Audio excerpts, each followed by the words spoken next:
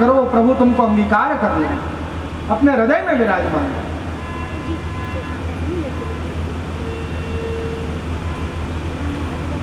वेणु गीत, युगल गीत, गोपी गीत, भ्रमर गीत 4 मुख्य गीत हैं। प्रमेय गीत एक और गीत है, किंतु ये 4 मुख्य गीत बताए गए हैं। उसमें से वेणु गीत के अंदर 2 श्लोकों के अंदर श्री गिरिराज जी के स्वरूप का वर्णन है, और यही आज का विषय है।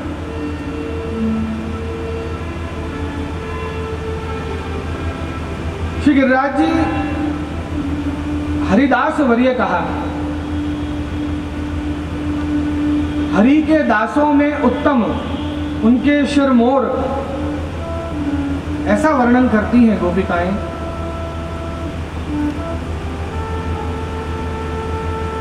बड़ा ही सुंदर दर्शन है। आप देखिए, आज श्री गिरिराज जी दासत्व भाव से हम दर्शन करेंगे, और कल उभय भाव, दोनों ही भाव हैं। कल श्री गिरिराज जी को हम साक्षात भगवान श्री कृष्ण के स्वरूप में दर्शन करेंगे। वही गिरिराज जी के भीतर से भगवान श्री कृष्ण 1000 भुजा से प्रकट होकर अन्नकूट आरोगेंगे। कल हम दर्शन करेंगे कि कृष्ण और गिरिराज जी एक ही हैं, और आज हम दर्शन कर रहे हैं कि श्री गिरिराज जी भगवान श्री कृष्ण के उत्तम दास हैं।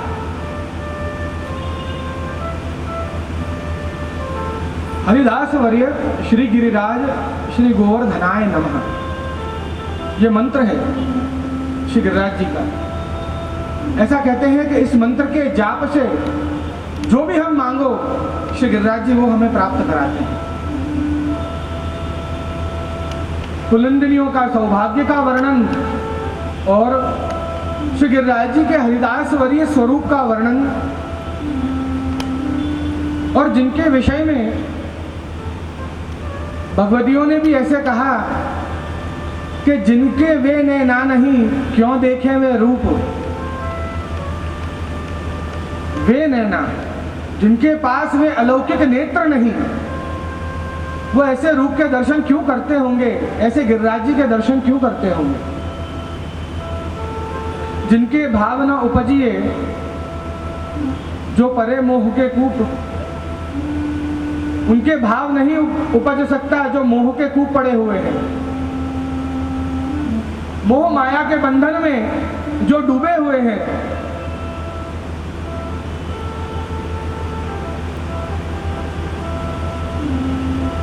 मैंने आपसे कल भी कहा था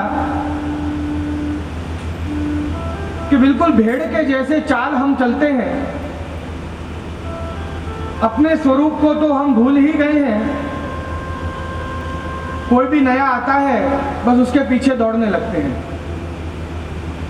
इसका क्या मत है, कहीं प्रमाण मिलता है, क्या ये सही में कोई परमात्मा का अंश है। श्रीमद् वल्लभाचार्य जी, गोसाई जी, वल्लभ कुल का प्रमाण तो मैंने आपको कल ही दे दिया है, वेदों से, शास्त्रों से, पुराणों से, भगवदियों की वाणी से, कि शुद्धाद्वैत पुष्टि मार्ग की स्थापना पहले से ही भविष्यवाणी पुराणों में की हुई है।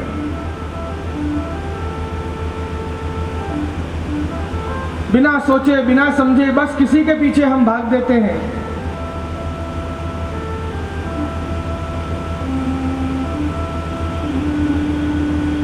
श्री गिरिराज जी इतनी कृपा इन गोपिकाओं पर, इन पुलिंदिनियों पर। भगवान श्री कृष्ण दिन में आप अपने ग्वालों को संग देते हैं और गोपिकाओं को विरह देते हैं। ग्वाल बालों के संग में गौचारण के लिए आप वन में पधारते हैं, गिरिराज जी की तरहेटी में पधारते हैं। उससे पहले राजभोग के समय भगवान श्री राधा जी से मिले, श्रृंगार के समय श्री राधा जी से मिले। राधा जी ने भगवान श्री कृष्ण को श्रृंगार कराया, और कुमकुम से, केसर से उनके चरणारविंद में सुंदर आकृतियां बनाई हैं। चंदन का और केसर का लेप अपने मस्तक पर और अपने वक्षस्थल पर राधा जी ने किया है। भगवान श्री कृष्ण का चरण लिया, उसको अपने मस्तक पर पधराया और अपने वक्षस्थल पर पधराया, अपने हृदय पर कृष्ण का चरण। जब भगवान श्री कृष्ण आप गिरिराज जी की तलहटी में पधारे तो चरण में जो चंदन और केसर का जो लेप हो गया था वो घास में पुछ गया। ये पुलिंदनिया जो है वो भीलनी है। भील आप समझते हैं, आदिवासी जिनको कहते हैं। ये भीलनिया नित्य श्री गिरिराज जी का संग करती हैं।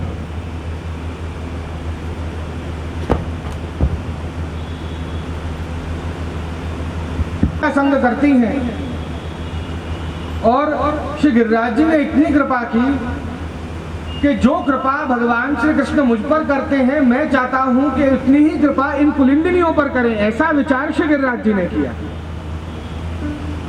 और जैसे ही भगवान श्री कृष्ण के चरणारविंद का चंदन और केसर, कुमकुम आदि जो वहां के तृण में घास में पुछ गई थी, श्री गिरिराज जी ने पुलिंदिनियों को ऐसी प्रेरणा की और पुलिंदिनियों से कहा कि अरे ये परब्रह्म भगवान श्री कृष्ण के चरणारविंद की कुमकुम है, इसको अपने मस्तक पर और अपने वक्षस्थल पर धारण करो।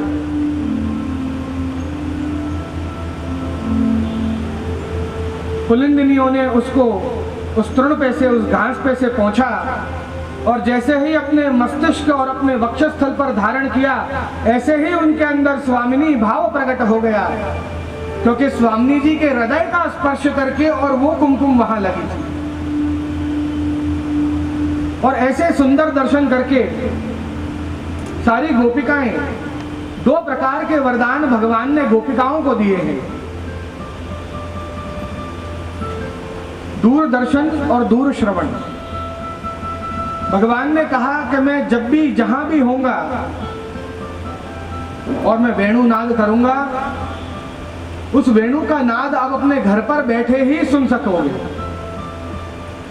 और उस समय मैं जो भी लीला कर रहा होऊंगा उसके दर्शन भी तुम कर सकोगे।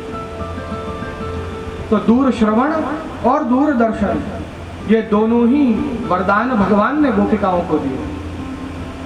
और उसके कारण इन गोपिकाओं ने दूर बैठे ही वन में जो पुलिंदिनियों को जो भगवान का संग प्राप्त हुआ, जैसे ही गोपिकाओं के, इन पुलिंदिनियों के हृदय के अंदर स्वामिनी भाव प्रकट हुआ, ऐसे ही इन गोपिकाओं ने घर बैठे ही वर्णन किया, पूर्णाहा पुलिंद्य उर्गाय पदाब्ज राग। आपके चरणारविंद का पदाब्ज राग, उसके ऊपर जो श्री कुमकुमेन दयिता स्तन मंडितेन,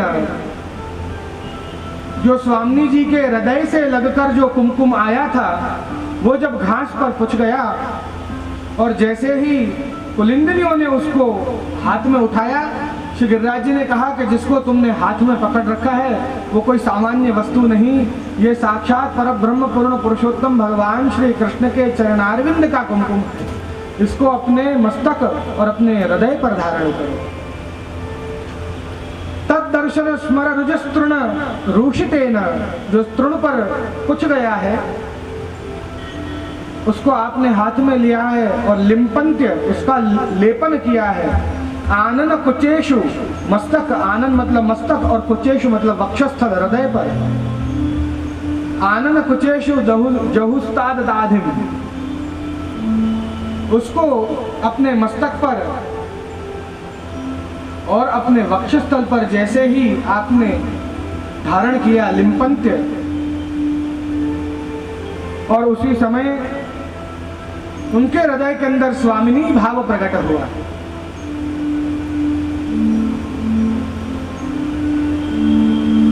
भगवान गौचारण करके श्रमित होंगे, सुंदर सामग्रियां सिद्ध करनी शुरू की,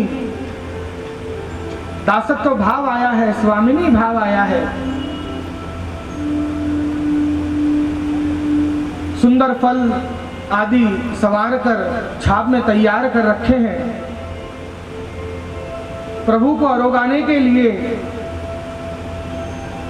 जैसे ही प्रभु पधारे, प्रभु को फल अरोगाए, प्रभु ने उनके श्रीहस्त थे, उनके हाथ से वे फल अरोगे। पुलिंद्याः पूर्णाः, ऐसा कहा कि हम तो अभी तक अयम तो अपूर्णाः, कि हम तो अभी घर बैठी हैं, प्रभु का विरह कर रही हैं, और वहां तो इन पुलिंदिनियों को प्रभु का संग प्राप्त हो गया। किसके कारण?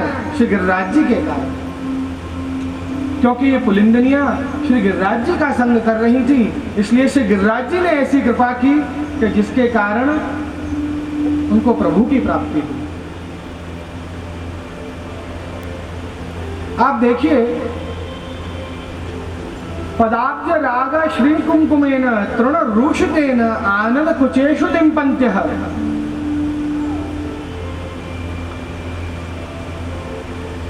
ऐसी सुंदर जब लीला हुई तो जहुस तदादिम तद आदिम जहुः, जैसा ही गोपिकाओं ने, पुलिंदिनियों ने अपने मस्तक और अपने वक्षस्थल पर चरणारविंद के जो कुमकुम है उसको स्थापित किया, उनकी सारी आधि व्याधि, जहुस तदाधिम, आधि जितनी भी हैं, उनकी व्याधि जितनी भी हैं, सब दूर हो गई।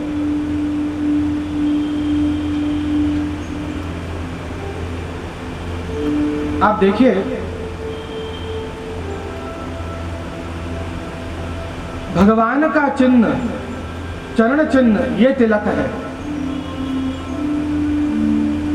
इसको सदा सर्वदा अपने मस्तक पर नित्य धारण करना चाहिए। किसी समय में ऐसा नियम था कि जिसका मस्तक खाली होता उसको देखने से, सूर्य के दर्शन करके अपने आप को पवित्र करना पड़ता था। जिसका माथा खाली हो उसको देखते नहीं थे, और यदि देखो तो सूर्य के दर्शन करके अपने आप को पवित्र करते थे। किंतु ये सब नियम अब पालन नहीं हो पाते, कोई बात नहीं, किंतु दिन में एक बार ठाकुर जी का प्रसादी कंकु अपने मस्तक पर निश्चित रूप से धारण करें। आज के युवान वर्ग पूछते हैं इससे क्या होता है। धर्म में तो बहुत प्रमाण है कि इससे क्या होता है, किंतु युवान वर्ग धर्म की भाषा समझने को तैयार नहीं है। उनको मैं बड़े बड़े श्लोक सुनाऊंगा तो उनको उबासी आने लग जाएगी। मैं साइंटिफिकली प्रूव्ड रीजन देता हूं तिलक धारण करने का, जो डॉक्टर्स ने प्रूव किया है, ऐसा रीजन दे रहा हूं। कंकु कैसे बनता है? चूना और हल्दी को सही मात्रा में मिलाओ तो उससे कंकु बनता है, और उसमें कोई तीसरी वस्तु नहीं है। घर पे बनाने का प्रयास मत करना, अगर चूना थोड़ा ज्यादा मिल गया तो चमड़ी फट जाएगी।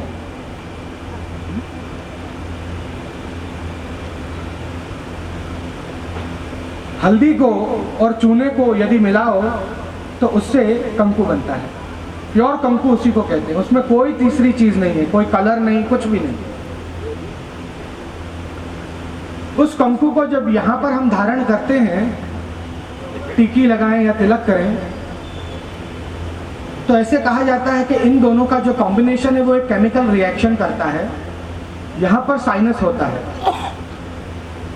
वो साइनस उससे एक्टिवेट रहता है। 1-2 दिन में नहीं होता, जब आप नित्य धारण करेंगे तो कम से कम 6-7 महीने में उसका असर दिखना शुरू होगा। और जब वो एक्टिवेट होता है तो उससे अपनी मेमोरी पावर और कंसंट्रेशन पावर, ये दोनों पावर अपने एक्टिव होते हैं। ऐसा साइंटिस्ट ने प्रूव किया है कि जो नित्य प्योर कंकु का तिलक या टीकी करते हैं, उनकी याद शक्ति और कंसंट्रेशन पावर सामान्य लोगों से बहुत अधिक रहता है। जो बच्चे पढ़ते हैं उनके लिए तो बहुत ही अच्छा है। ये साइंटिफिकली प्रूव है, आप गूगल पे सर्च कर सकते हैं। सीरियसली,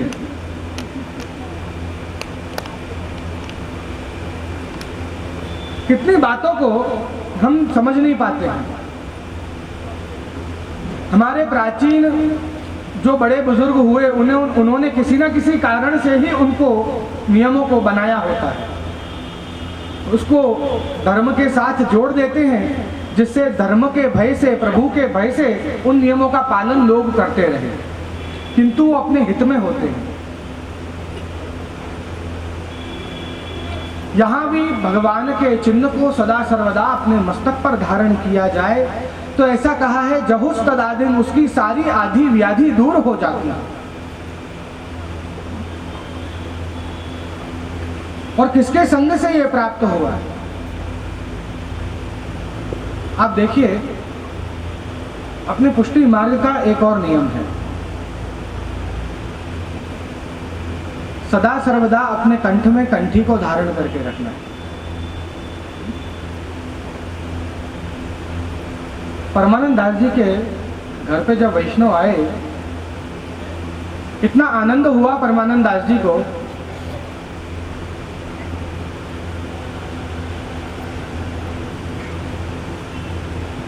परमानंद दास जी ऐसा कह रहे हैं कि कहा जान कौन पुण्य उदय भयो मेरे घर जो पधारे, कि जाने कितने जन्म जन्मों के मैंने पुण्य किए होंगे जिसके कारण मेरे घर भगवतीय वैष्णव आए मेरे नंद नंदन के प्यारे। आपका और हमारा संबंध कब का है?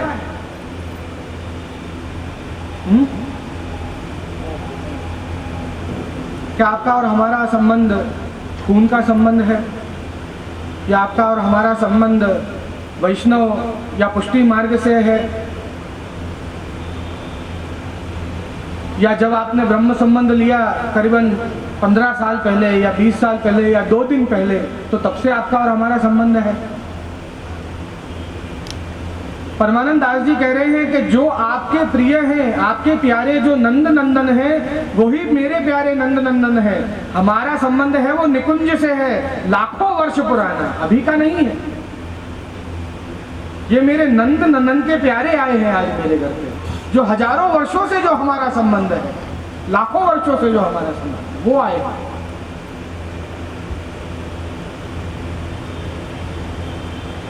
जब उनको ऊपर से दर्शन किया, मस्तक पर तिलक है और कंठ में तुलसी की माला, सदा सर्वदा तुलसी की माला हमें पहननी चाहिए। बहुत लोगों को तुलसी की माला चुभती है, ऐसा कहते हैं कि ये माला चुभती है इसलिए नहीं पहनते हैं हम।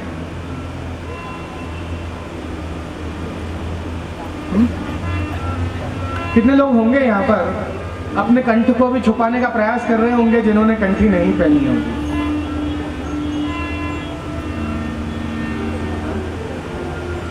कंठी हमें क्यों पहननी चाहिए?